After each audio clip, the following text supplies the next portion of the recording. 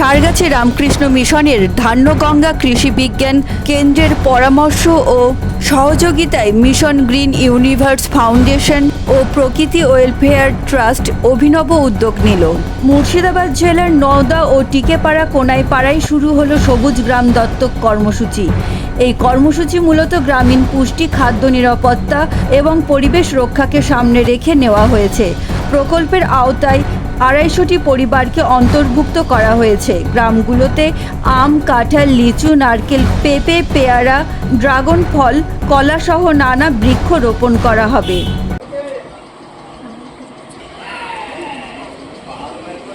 আমরা green Murshidabad movement অর্থাৎ সবুজ মুর্শিদাবাদ গঠনের স্বপ্নে দীর্ঘ কয়েক বছর ধরে আমরা কাজ করছি।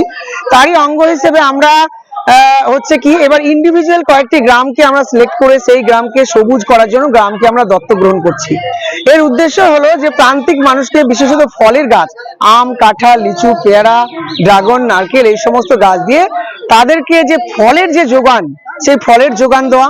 এবং যেহেতু ফল একটা চাহিদা মেটায়, সেই চাহিদা মেটা থেকে উনি গাছটা যত্ন করবেন, ফলে আমাদের পরিবেশ ভালো থাকবে। একদিকে পরিবেশ আন্দোলন, একদিকে খাদ্য আন্দোলন, অর্থাৎ মানুষকে পুষ্টি যোগান দেওয়া।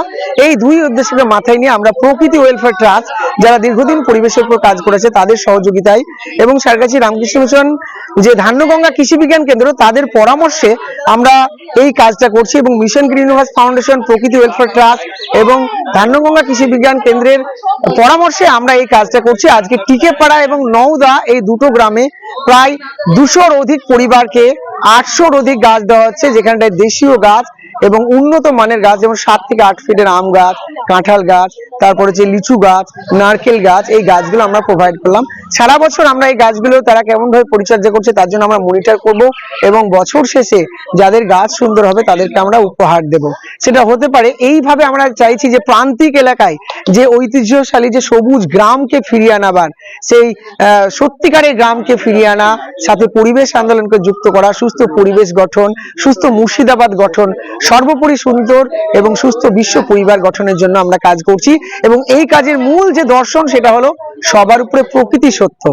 সুতরাং গাছ লাগান, গাছ বাঁচান, তবেই বাঁচবে পৃথিবীর প্রাণ। আমাদের মূল পরিকল্পনা আছে, আমরা বিভিন্ন পেশায় আমরা সবাই যুক্ত আছি, তার সঙ্গে ছুটির মাঝে আমাদের মূল উদ্দেশ্য হচ্ছে প্রকৃতি প্রেমী আমরা প্রত্যেকেই, এবং প্রকৃতিকে আরো সবুজায়ন করার লক্ষ্যে এবং আমরা কাজ করে চলেছি প্রতিনিয়ত আমাদের ছুটির দিনগুলোতে। আমরা আজকের দিনে আমরা দুটো গ্রামকে সারগাছি চক্রে বেছে নিয়েছি। সেই দুটো গ্রামে প্রায় 200-র উপরে অধিক মানুষকে আমরা বিভিন্ন ফলের গাছ, যেমন আম, কাঁঠাল, লিচু, পেয়ারা, এই সমস্ত ফলের গাছ দিচ্ছি, যাতে ফলের প্রতি মানুষের একটা আকর্ষণ, তাদের অর্থনৈতিক দিকটাও সুবিধা করবে, প্লাস গাছটা বেঁচে উঠবে এবং এই গাছটা প্রকৃতিকে সবুজায়ন করতে আরো সহায়তা করবে। এই লক্ষ্য নিয়ে আমরা প্রকৃতি এবং গ্রিন ভিলেজ ফাউন্ডেশন, এটা আমরা যৌথভাবে আজকে পরিকল্পনা নিয়েছি। এই গ্রামে গাছ বিলি করার পর আবার পার্শ্ববর্তী একটা গ্রামে যাব, সেখানেও আমরা 200-র উপরে গাছ বিলি করব। আমাদের মূল লক্ষ্যই হচ্ছে সবুজায়ন বাড়ানো, অর্থাৎ প্রকৃতি যে সত্য এটা সমস্ত শ্রেণীর মানুষের কাছে আমরা তুলে ধরার জন্যই আমাদের এই লক্ষ্য। আমরা সবাই জানি যে জুলাই মাসে 1 তারিখ থেকে 7 তারিখ হচ্ছে অরণ্য সপ্তাহ। এই অরণ্য সপ্তাহ উপলক্ষে আমরা প্রকৃতি পরিবার থেকে ব্যারাকপুরে বিভিন্ন স্কুল, কলেজ, রামকৃষ্ণ মিশন, অনাথ আশ্রম, একটা বৌদির স্কুল আছে সেখানে, এছাড়া বিভিন্ন ইংলিশ মিডিয়াম, সব জায়গায় আমরা এরকম ভাবে গাছ দিয়ে এসেছি।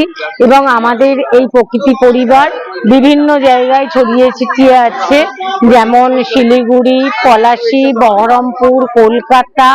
আমাদের কলকাতার টিমের সঙ্গে আমরা ব্যারাকপুরের যে টিমের মেম্বাররা আছি, আমরা সুদূর বসিরহাটেও একটা স্কুল এবং একটা ক্লাবেও আমরা বিভিন্ন গাছ দিয়ে এসেছি। আমাদের এই অরণ্য সপ্তাহ উপলক্ষে আজকেই হয়তো আমাদের শেষ কাজ, সেটা হচ্ছে বহরমপুর।